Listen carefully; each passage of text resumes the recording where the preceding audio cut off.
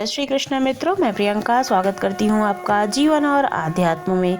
कैसे हैं आप सभी मित्रों? आज मैं आप लोगों के लिए लेके आई हूँ एकादशी के महत्व और उसकी कथा। तो चलिए कथा सुनते हैं, पहले महत्व जानकर।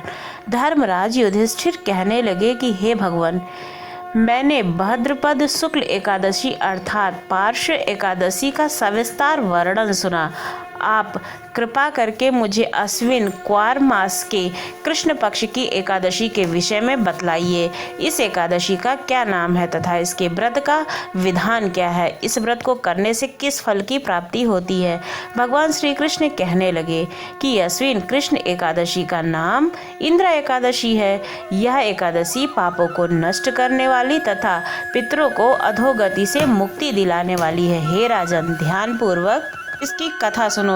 इसके सुनने मात्र से ही वाजपेय यज्ञ का फल मिलता है। इंद्र एकादशी इस प्रकार है। प्राचीन काल में सतयुग के समय में महिष्मती नगर की एक नगरी में इंद्रसेन नामक एक प्रतापी राजा धर्म पूर्वक अपनी प्रजा का पालन करते हुए शासन करते थे। वह राजा पुत्र पौत्र और धन आदि से संपन्न और भगवान विष्णु के परम भक्त थे।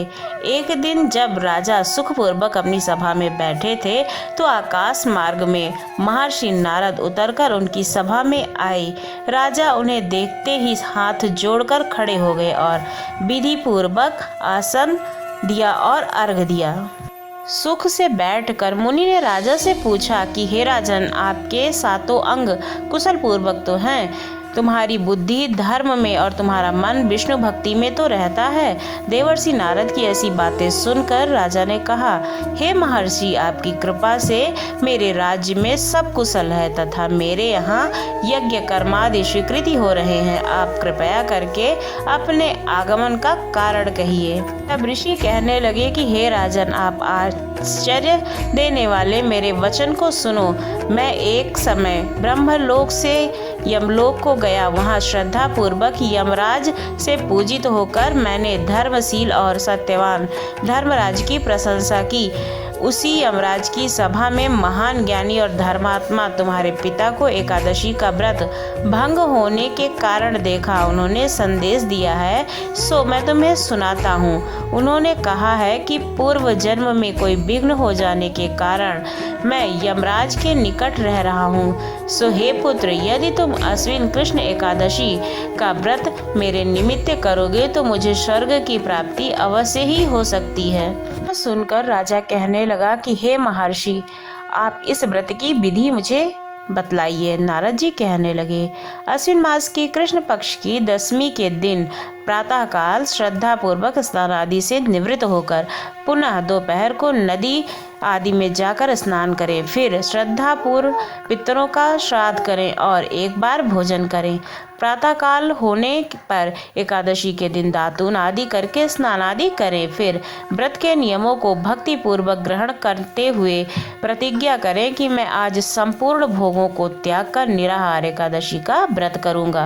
अच्युत, हे पुण्यकाक्ष, मैं आपकी शरण में हूँ, आप मेरी रक्षा कीजिए। इस प्रकार नियम पूर्वक शालिग्राम की मूर्ति के आगे विधि पूर्वक श्रद्धा करके योग ब्राह्मणों को फलाहार का भोजन कराए और दक्षिणा दे। पितरों के श्रद्धा से जो कुछ भी बचे उसको सूंघ कर गौदान दे तथा धूप दीप गंध पुष्प नैवेद्य सब सामग्री से ऋषिकेश भगवान का पूजन करें। रात में भगवान विष्णु के सामने बैठे जागरण करें, उनको याद करें और गीत वगैरह गाएं, कहानियाँ सुने। इसके पश्चात द्वादशी के दिन प्रातःकाल होने पर भगवान का पूजन करके ब्राह्मणों को भोजन कराएं। अगर आपको सुयोग्य ब्राह्मण नहीं मिलता है तो एक ब्राह्मण के जितना भोजन को निकाल कर और दक्षिणा अपनी विधा के अनुसार उसको मंदिर में दान में दे दें और अपने भाई बंधु स्त्री और पुत्र सहित आप भी मौन होकर भोजन करें। मौन होकर यानी कि बिना बोले ही भोजन को करना है। नारद जी कहने लगे कि हे राजन, इस विधि से यदि तुम आलस्य रहित होकर यानी कि आलस को छोड़कर इस एकादशी का व्रत करोगे तो तुम्हारे पिता अवश्य ही स्वर्ग को जाएंगे। इतना कहकर नारद मुनि वहाँ से अंतर ध्यान हो जाते हैं। राजा जिस तरह से नारद मुनि ने बताया था उसी तरह से एकादशी का व्रत करते हैं, जिससे उनके पिता को स्वर्ग की प्राप्ति होती है और वो भी इस लोक के सुख को भोग कर स्वर्ग के द्वार पर पधारते हैं। तो आपको ये कहानी कैसी लगी एकादशी की? अगर अच्छी लगी हो तो हमारे चैनल को सब्सक्राइब कीजिए बेल आइकन के साथ, जैसे आपको इसी तरह की नई नई कहानियाँ मिलती रहें भक्ति भाव से पूर्ण।